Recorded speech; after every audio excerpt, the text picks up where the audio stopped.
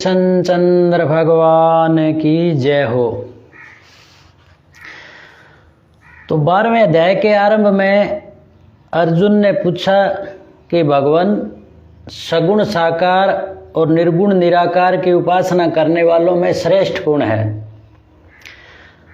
तो इसके उत्तर में भगवान ने अपनी उपासना करने वाले को श्रेष्ठ बताया और कहा कि अव्यक्त अक्षर की उपासना करने वाले भी मेरे को ही प्राप्त होते हैं, अर्थात परमात्मा को ही प्राप्त होते हैं, परंतु देहाभिमान रहने के कारण अव्यक्त अक्षर की उपासना में कठिनता अधिक होती है।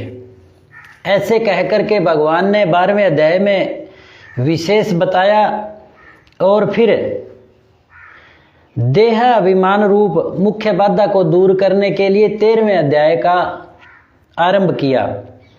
तो यहाँ पर श्री भगवान बोले कि हे कुंती पुत्र अर्जुन, यह रूप से कहे जाने वाले शरीर को क्षेत्र इस नाम से कहते हैं और इस क्षेत्र को जो जानता है उसको ज्ञानी लोग क्षेत्रज्ञ नाम से कहते हैं। यानी जो शरीर है वो क्षेत्र है और जो सब कुछ क्रियाओं की जिससे शक्ति हो रही है, जिसके रहने से सब कुछ हो रहा है, वो क्षेत्रज्ञ है। आगे कह रहे हैं कि हे भरतवंशोत्पन्न अर्जुन, तू संपूर्ण क्षेत्रों में क्षेत्रज्ञ मुझे ही समझ और क्षेत्रज्ञ का जो ज्ञान है वही मेरे मत में ज्ञान है। अब भगवान कह रहे हैं कि जो सच्चा ज्ञान है वो क्षेत्र और क्षेत्रज्ञ का, जड़ और चेतन का जो ज्ञान है वही ज्ञान है। इसके अलावा अगर कोई हम कह दें, कोई कहता है कि मेरे को बहुत ज्ञान है, ये वो है, वो सच्चा ज्ञान नहीं है। अब भगवान कह रहे हैं कि वह क्षेत्र जो है और जैसा है तथा जिन विकारों वाला है, जिससे जो पैदा हुआ है, वह क्षेत्रज्ञ जो भी है, जिस प्रभाव वाला है, वह सब संक्षेप में मुझसे सुन। अब भगवान कह रहे हैं कि वो संक्षेप में मुझसे सुन। भगवान कह रहे हैं कि यह क्षेत्रज्ञ का तत्व ऋषियों के द्वारा बहुत विस्तार से कहा गया है तथा वेदों की ऋचाओं द्वारा बहुत प्रकार से विभाग पूर्वक कहा गया है।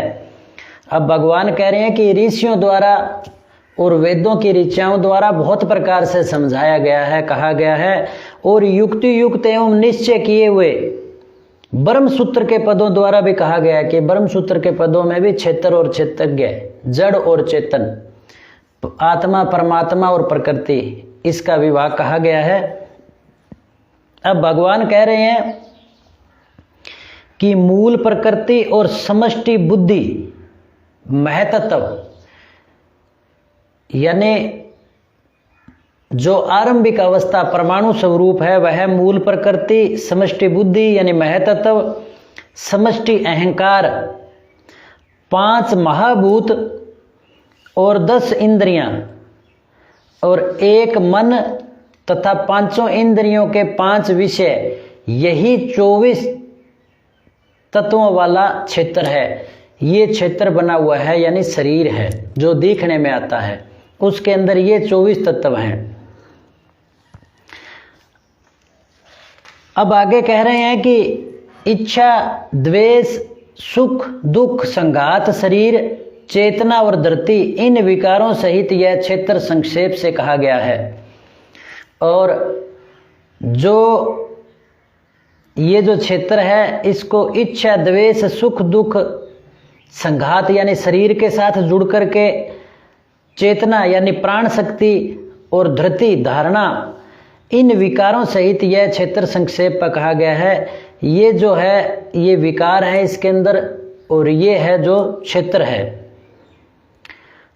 अब अपने में श्रेष्ठता का भाव न होने वाला, दिखावटीपन न होना, अहिंसा, क्षमा, सरलता, गुरु की सेवा, बाहर भीतर की शुद्धि, स्थिरता और मन का वश में होना, इंद्रियों के विषयों में वैराग्य का होना, अहंकार का भी न होना, जन्म मृत्यु वृद्धावस्था व्याधियों में दुख रूप दोषों को बार बार देखना,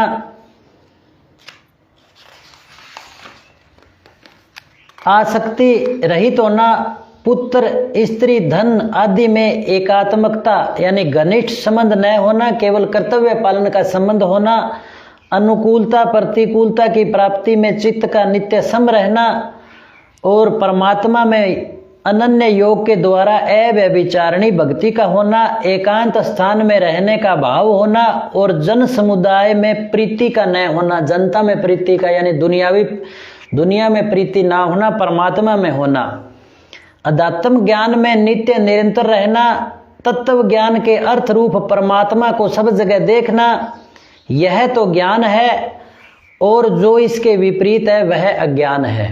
अब भगवान कह रहे हैं कि ये तो ज्ञान है और इसके विपरीत जो कोई दुनियावी मान ले वो सत्य हो सकता है, परम सत्य नहीं है, यानी वो अज्ञान है, ऐसा कहा गया है।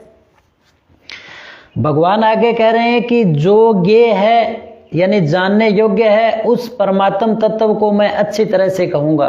अब जो मनुष्य जीवन पाकर के हमें जो जानने योग्य है वो भगवान कह रहे हैं कि मैं अच्छी तरह से कहूँगा, जिसको जानकर मनुष्य अमरता का अनुभव कर लेता है, यानी उस ज्ञान को प्राप्त करके अमरता का अनुभव कर लेता है, अमर हो जाता है। वह ज्ञेय तत्व अनादि वाला और परम ब्रह्म है, यानी वह ज्ञेय तत्व वो ज्ञान है, वो अनादि वाला और परम ब्रह्म है। इसीलिए तो कहते हैं कि परमात्मा ज्ञान स्वरूप है। उसको न सत कहा जा सकता है और न ही असत कहा जा सकता, वो इन दोनों से परे है। यानी परमात्मा को और उस ज्ञान को, उस तत्व को न तो जड़ कहा जा सकता न चेतन कहा जा सकता, वो इन दोनों से ही परे है। यानी सत्य और असत दोनों ही नहीं। वे परमात्मा सब जगह हाथों और पैरों वाले, सब जगह नेत्रों, सिरों और मुखों वाले, सब जगह कानों वाले, और वे संसार में सबको व्याप्त करके स्थित हैं। यानी वो परमात्मा है, वो सब जगह उसके हाथ हैं, पैर हैं, नेत्र हैं, सिर हैं, मुख हैं, यानी वो उनकी वो जो संरचना पावर है वो अद्वितीय है, अवर्णनीय है। वो उस पावर से हाथ, पैर, आंख, नाक, कान, जीभ सभी का उस पावर से ही कार्य कर देते हैं। इसलिए कहते हैं कि सब जगह कानों वाले, सिरों वाले, मुखों वाले, नेत्रों वाले हैं और वे संसार में सबको व्याप्त करके स्थित हैं। यानी वो परमात्मा सबको व्याप्त करके संसार में स्थित है, यानी उनकी अध्यक्षता में चराचर जगत है। अब भगवान आगे कह रहे हैं कि वे परमात्मा संपूर्ण इंद्रियों से रहित हैं। अब परमात्मा के कोई इंद्रियां नहीं है, इंद्रियों से रहित है और संपूर्ण इंद्रियों के विषय को प्रकाशित करने वाले हैं, और जो हमारी इंद्रियां हैं उन सभी को प्रकाशित करने वाले हैं। परमात्मा आसक्ति रहित है, संपूर्ण संसार का भरण पोषण करने वाले हैं और गुणों से रहित हैं और संपूर्ण गुणों के भोक्ता हैं। यानी उनका कर्तृ भाव, करने का भाव नहीं है, अहम भाव नहीं है। अब कह रहे हैं कि वे परमात्मा संपूर्ण प्राणियों के बाहर भीतर परिपूर्ण है, चर अचर प्राणियों के रूप में वे ही हैं, और दूर से दूर और नजदीक से नजदीक वे ही हैं, और वे अत्यंत सूक्ष्म होने से जानने में नहीं आते। परमात्मा सभी प्राणियों के बाहर भीतर है। जैसे जल की मछली के अंदर जल, बाहर जल, चारों तरफ जल, शरीर भी जल के अंदर जल तत्व से बना है। तो ऐसे कह रहे हैं कि चर अचर प्राणियों के रूप में वे ही हैं, और दूर से दूर और नजदीक से नजदीक भी परमात्मा ही हैं, और वे अत्यंत सूक्ष्म होने से हमें जानने में नहीं आता। और आंख में कचरा गिर जाए तो हमें दूसरे की जरूरत पड़ती है, स्वयं आंख नहीं देख सकती क्योंकि वो अति निकट है।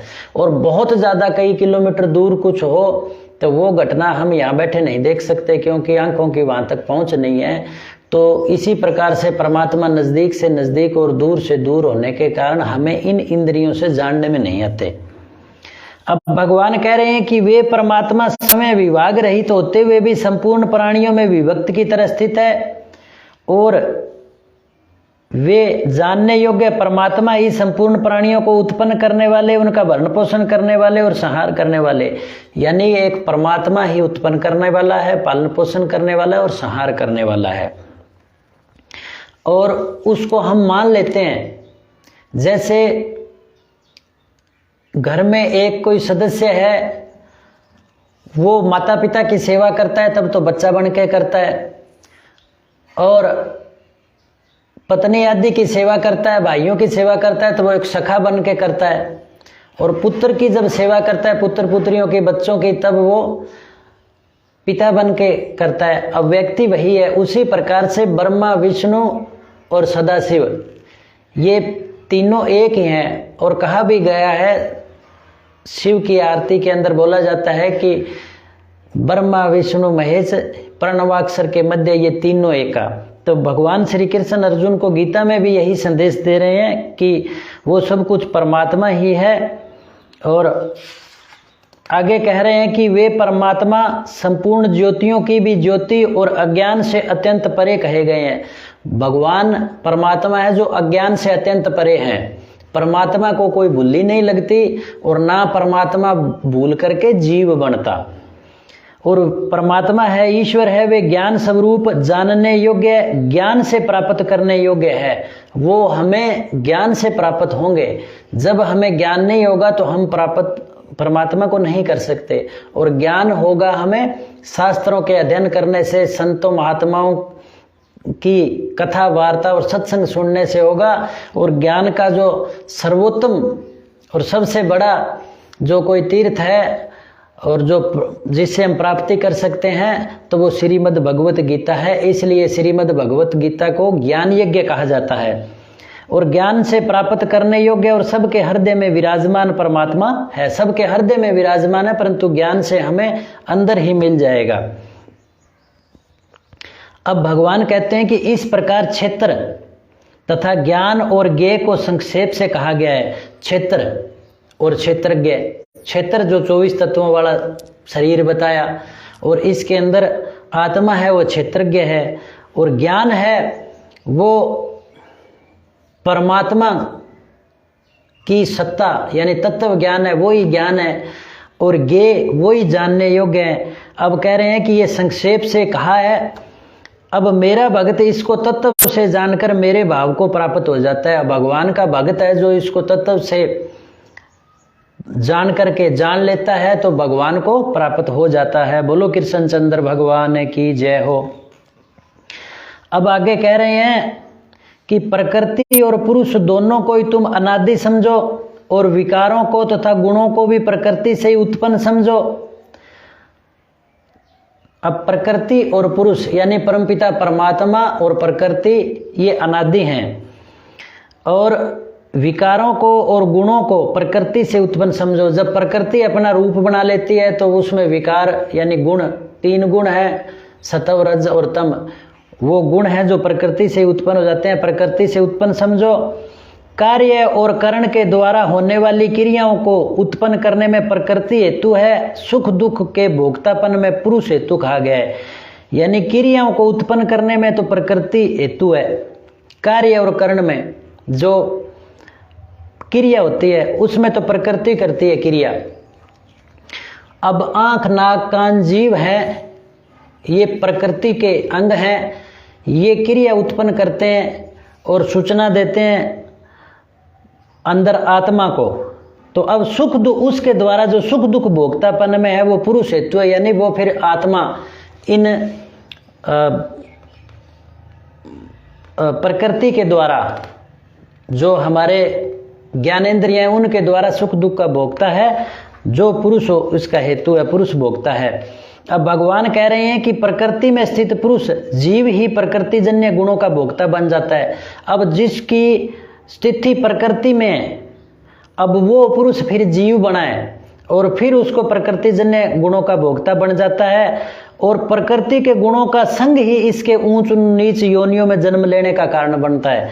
यानी प्रकृति में स्थित जो हमें कुछ दिखाई दे रहा है, प्राकृतिक सिस्टम है, उसके गुणों में खुश होना, दुखी होना, ये संग ही उसके ऊंच नीच योनियों में जन्म का कारण बन जाता है। क्योंकि उसका संग करने से फिर वो कर्ता बन जाता है कि मैंने ये काम कर दिया, मैं ये करूंगा और मैं ये कर दूंगा। तो ऐसा कर्मों का संग होने के कारण फिर उसको भोक्ता बन जाता है, और फिर भोक्ता बनने के कारण उसको ऊंच नीच योनियों में जन्म लेना पड़ता है, वो जन्म का कारण बन जाता है। बोलो कृष्ण चंद्र भगवान की जय हो।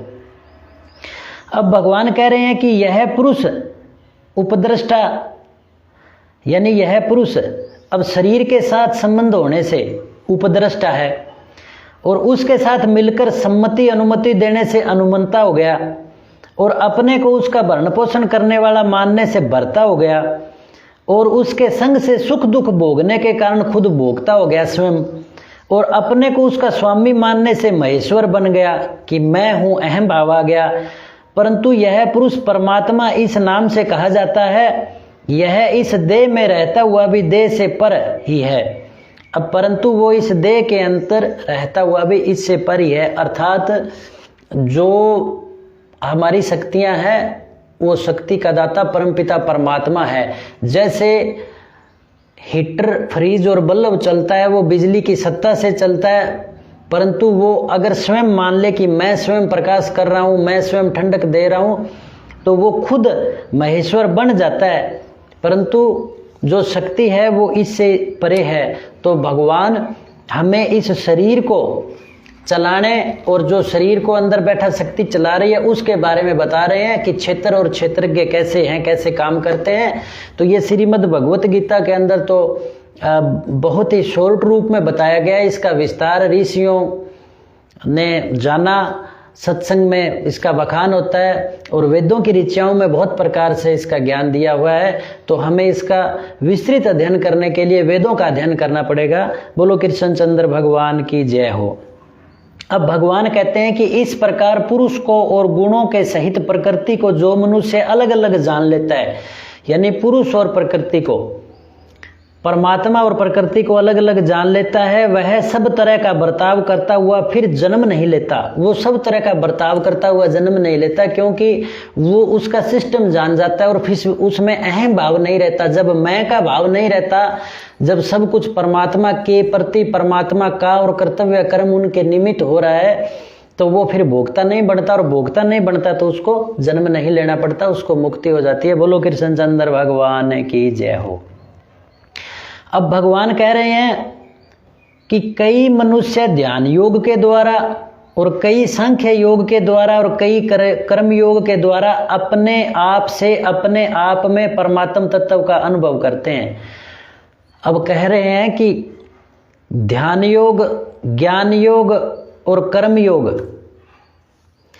के द्वारा अपने आप से अपने आप में परमात्म तत्व का अनुभव कर लेते हैं, क्योंकि ये विधियां हैं और इसके अनुसार हमें अपने में ही परमात्मा मिल जाता है। क्योंकि हर जगह परमात्मा है, बाहर भी अंदर भी है, तो हमें परमात्मा हमारी खुद के द्वारा अनुभव में आएंगे। और हम खुद रहते हैं, वो अपने इस शरीर के अंदर रह रहे हैं, तो अपने अंदर ही पा लेते हैं।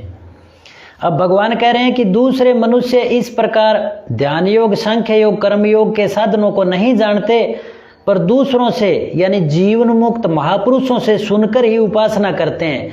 यानी जो लोग ये समय तो नहीं जानते, पर दूसरों से सुन लेते हैं, सुनकर के ऐसी उपासना आचरण करते हैं, ऐसे वे सुनने के अनुसार आचरण करने वाले मनुष्य भी मृत्यु को तर जाते हैं। ऐसा फिर आचरण बना लेते हैं, वो भी मृत्यु को तर जाते हैं। बोलो कृष्णचंद्र भगवान की जय हो। तो ये जो श्रीमद् भगवत गीता है, ये ज्ञान शिरोमणि है, और इस गीता ज्ञान यज्ञ के अंदर आने से, गीता ज्ञान गंगा में नहाने से, ये ज्ञान की जो गंगा है, इसमें स्नान करने से, इस पर आचरण करने से